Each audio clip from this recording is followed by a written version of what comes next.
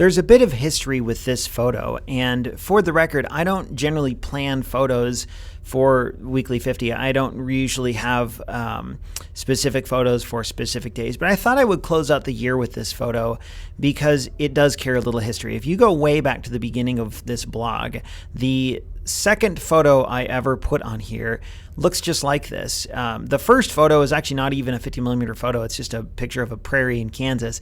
But the second photo, the one that I actually used to start this blog, is a mockingbird sitting on a shrub or a bush, whatever this is.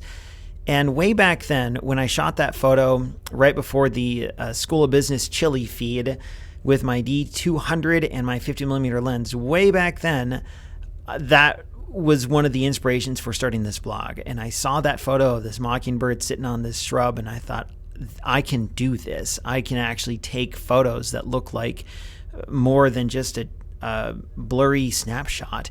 And I've often thought about revisiting that, but I don't know how to corral mockingbirds into posing for me. So it's just always been in the back of my mind, but I've never really thought, hey, I want to redo that photo and it's going to look like this and so on. But when I was walking around campus with a friend, we had to go to a training session that we were leading. This was in I think it was either late October or early November of 2018. I saw a mockingbird sitting on a bush. And it kind of came to the forefront of my mind again, like, hey, oh yeah, this reminds me of that photo I took way back when in I think it was the fall of 2012, 13 maybe? I don't know. Probably 2012. Anyway, I didn't have my camera and we had to get to our meeting, so I didn't really make a big deal out of it. But the very next day, I did bring my camera with me just in case I happened to see a mockingbird sitting on a bush.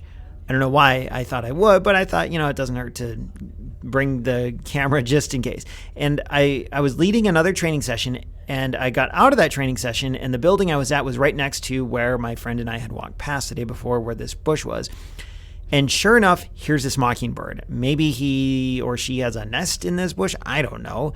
But it was, clearly it was alive. It was moving around, and it was kind of flapping its wings, and it did eventually fly off. But it held still long enough for me to take this photo. And so much about this was in my mind, just in the 90 seconds that I spent taking this photo, so much of it was an update to the original. And I paid attention to things that I never paid attention to in the original.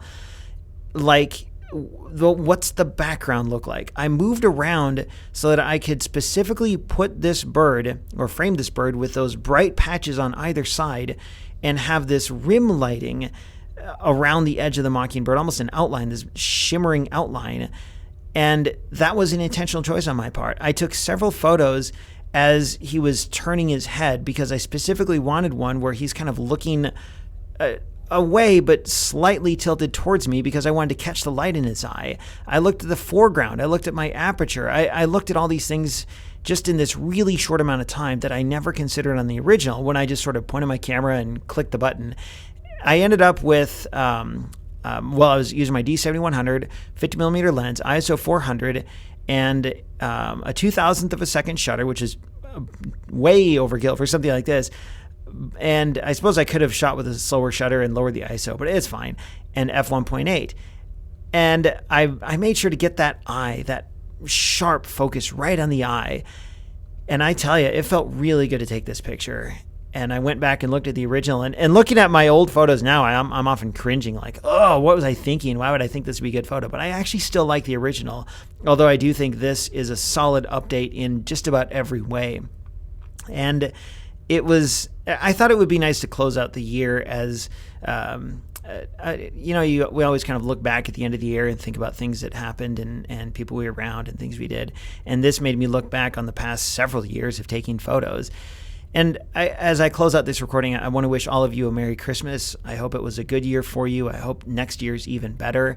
And I hope that as you celebrate Christmas with your friends and family, you remember that the only reason we celebrate Christmas, the only reason we have any hope in life is because of the sacrifice that Christ made for us. It's his birth that we celebrate, but ultimately it's his death that is the reason that we are forgiven of our sins in him.